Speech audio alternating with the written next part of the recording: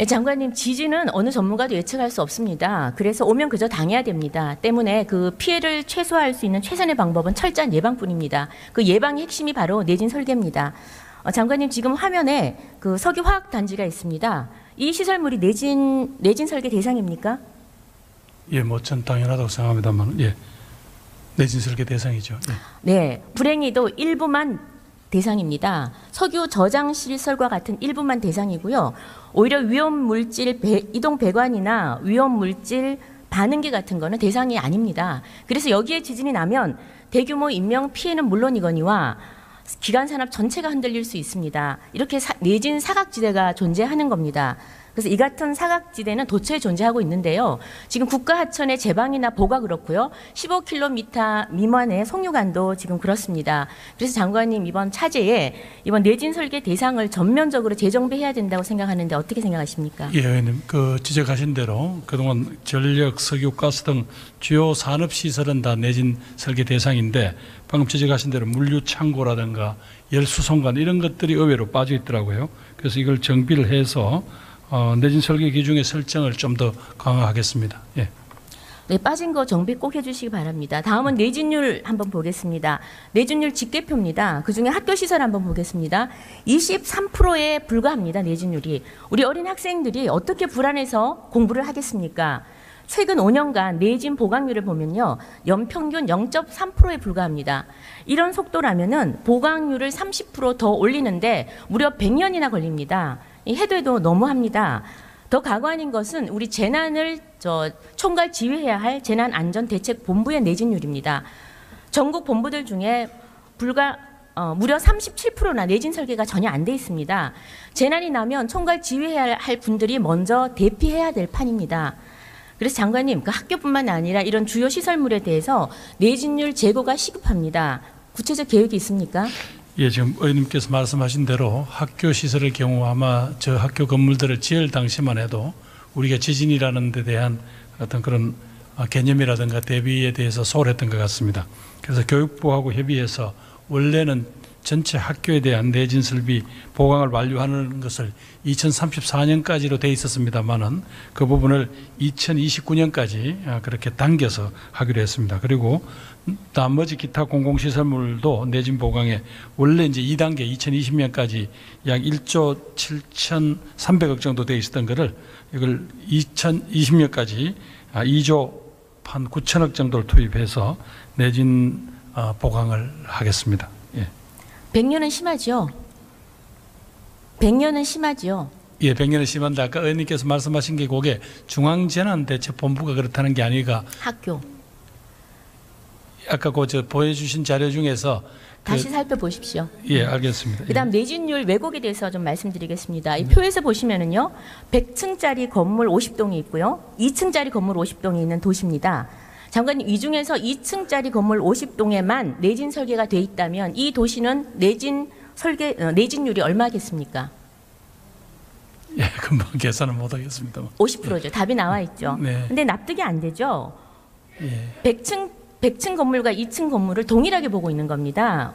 이 이유는 우리나라는 동으로 기준으로 해서 산정을 하기 때문에 이런 왜곡이 발생되는 겁니다. 일본은 동이 아니라 연면적으로 기준하고 있습니다.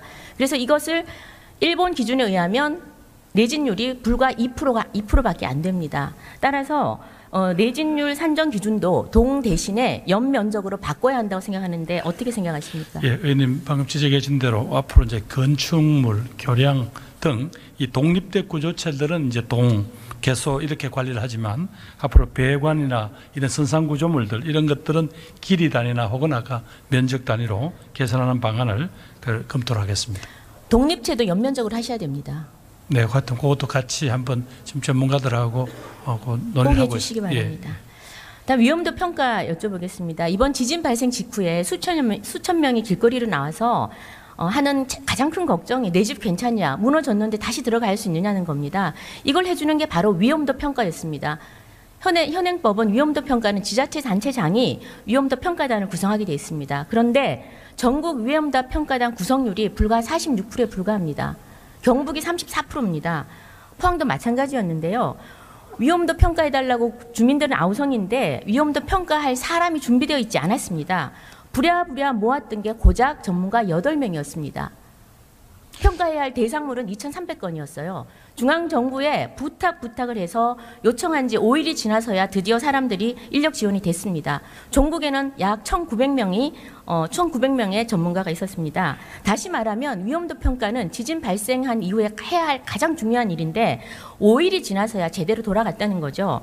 이 근본적인 이유는 자원과 인력이 없는 지역 본부장에게 이 모든 걸 맡겨서 그런 겁니다. 그래서 장관님, 다른 건 몰라도 적어도 위험도 평가만은 지역 본부장이 아닌 중앙 본부장이 맡아서 일사불란하게 진두지휘해야 한다고 생각하는데 의견이 어떻습니까? 예, 이번에 포항에서 지진을 당했을 때 그렇게 초기에 조금 혼돈스러운 그리고 미흡한 대처가 있었던 것도 사실이고 그 점을 죄송스럽게 생각합니다. 평상시에 이분들이 다 네트워크가 되어 있는데 아마 그렇게 한꺼번에 동원하거나 하기가 좀 힘들었던 것 같습니다. 앞으로 아까 말씀드린 대로 기본적으로 재난대책본부장은 지자체가 맡는 게 맞고요. 다만 사후에 그 건물에 대한 안전도 평가라든가 이런 등등은 중앙에서 바로 지원단이 파견되는 그런 체제로 바꾸겠습니다. 예. 네. 알겠습니다. 그다음 종료 신고 피해 지진 피해 신고 기한입니다. 현재 재난 종료일부터 10일로 되어 있는 건 아시죠? 예, 그렇습니다. 예. 근데 10일 기준은요. 풍수에는 맞을지 모르겠지만 지진은 불가능합니다. 왜냐하면 여진이 계속 발생하기 때문에 종료일을 도저히 가늠할 수가 없습니다. 포항의 경우에도 11월 15일 지진 발생일을 지질 종료일로 봤습니다. 그리고 10일 동안 접수를 받았는데요.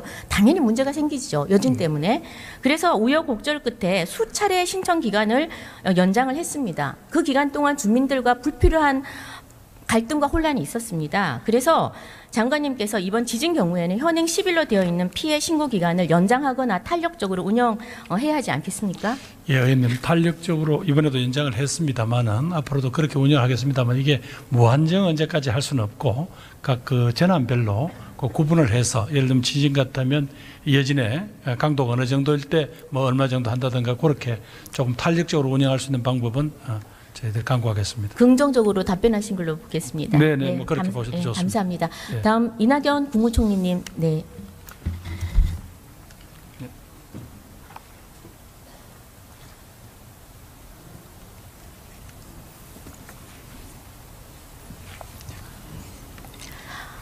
총리님, 이번 포항 지진에 보여주신 각별한 관심, 배려 감사합니다. 하지만 그 정부의 노력에도 불구하고 집을 잃은 주민들은 임시 거주 이후의 삶에 대해서 지금 걱정하고 있습니다. 현행법을 보시면 주택이 완전히 파괴된 전파의 경우에 지원금이 고작 900만 원입니다.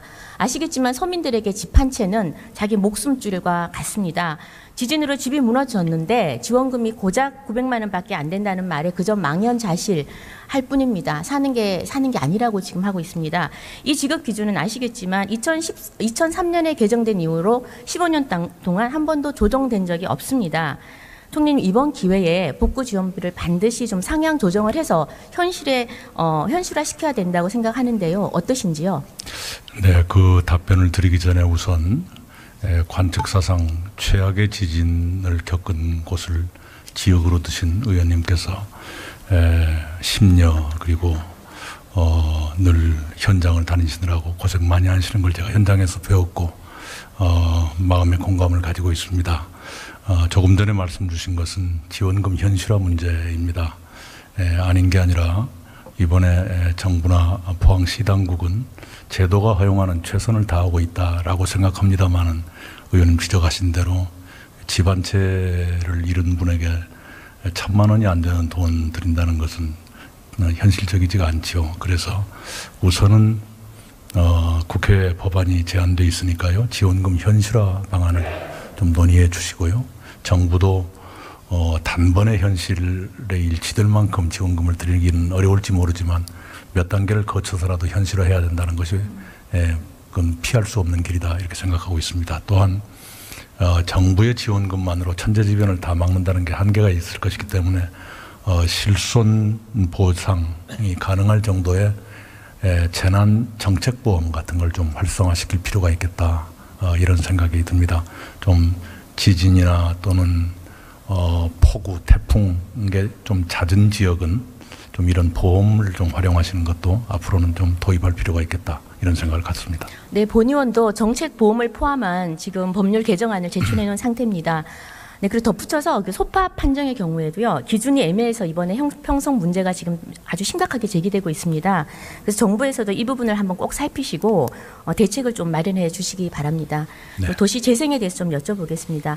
총리님께서 지난 포항을 방문하셨을 때 도시 재생에 대한 의지를 보여주셔서 감사드립니다.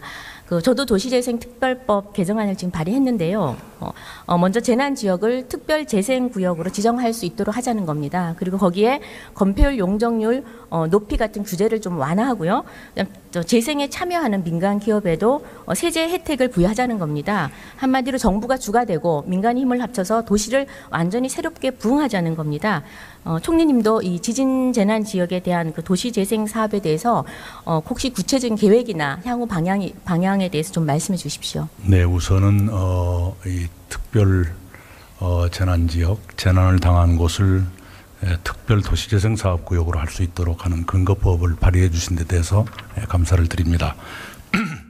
정부는 이미 포항 흥해읍을 특별 도시재생 사업지구로 선정할 수 있도록 하는 준비를 갖추고 있습니다.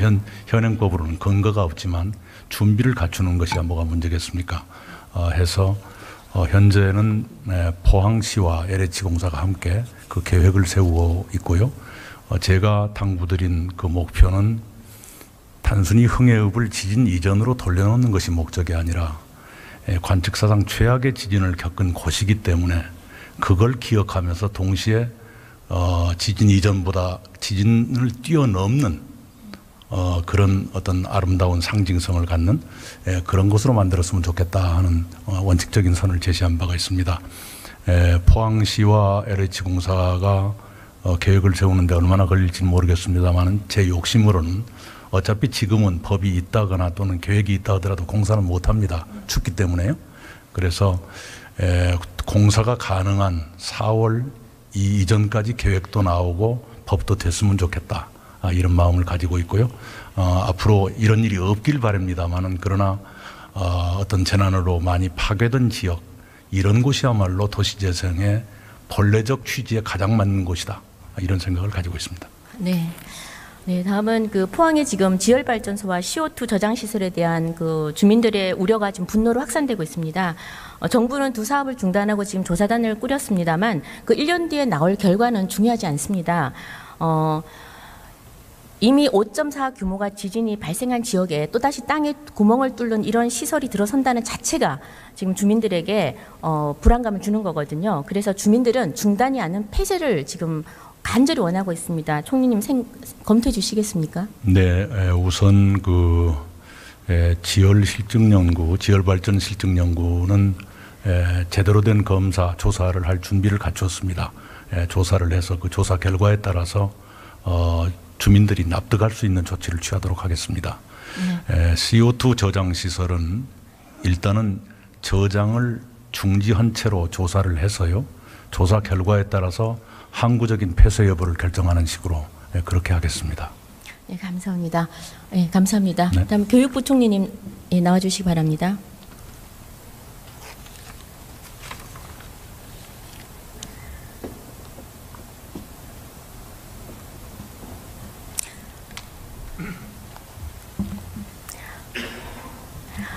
재난 관련 질문 좀 마치고 잠시 영어 교육 여쭤보겠습니다. 교육부는 최근에 어린이집, 유치원, 방과 후 영어 교육을 금지하겠다고 했다가 여론의 문매를 맞고 다시 번복했습니다. 그리고 초등학교 1, 2학년 방과 후 영어 교육을 금지하겠다고 했습니다. 그럼 영어 교육은 유치원 때는 허용했다가 1, 2학년 때는 금지했다가 3학년 때는 다시 실시하는 이런 입 빠진 교육이 되고 맙니다. 한마디로 1, 2학년들을 사교육 시장으로 내모는 거죠. 더 문제는 초등학교 1, 2학년이 영어만 안 되고 중국어, 일어, 불어는 다 배울 수 있다는 겁니다. 정말 속아 웃을 일입니다. 그리고는 비판 여론이 높아지자 이제는 또 정책 승려제라는 것을 내놨습니다. 부총리님, 무릇 정책이라는 것은요, 문매를 막고 승려하는 것이 아니라 승려 끝에 내놓아야 하는 것입니다. 앞뒤가 바뀌어도 한참 바뀐 겁니다. 총리님, 본의원은 방과 후 영어 교육은 전면적으로 허용돼야 한다고 생각하는데 어떠신지요?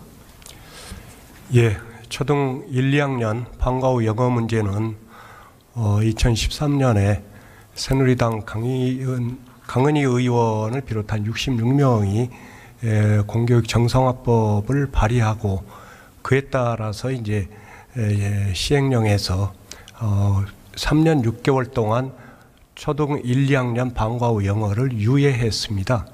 그래서 그 유예 기간이 마무리되어서 그것을 마무리하는 것으로 했고요. 그 마무리하는 과정에서는 이제 관계자들에게 늘 연락하고 이제 홍보하고 이제 그래 왔습니다.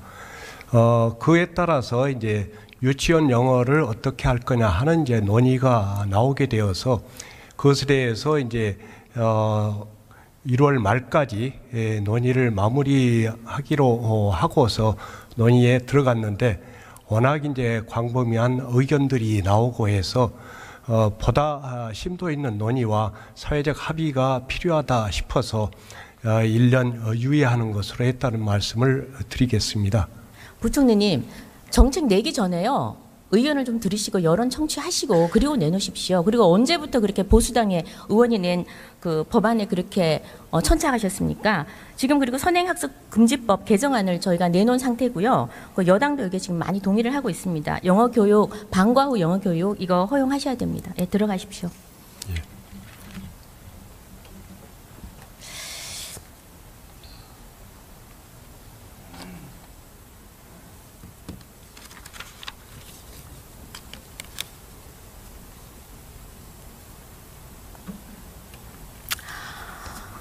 우리가 과거의 후회와 아쉬움 속에서도 매일매일 힘차게 살아가는 이유는 어제보다 나은 오늘, 오늘보다 나은 내일이 있을 거란 희망과 기대 때문입니다.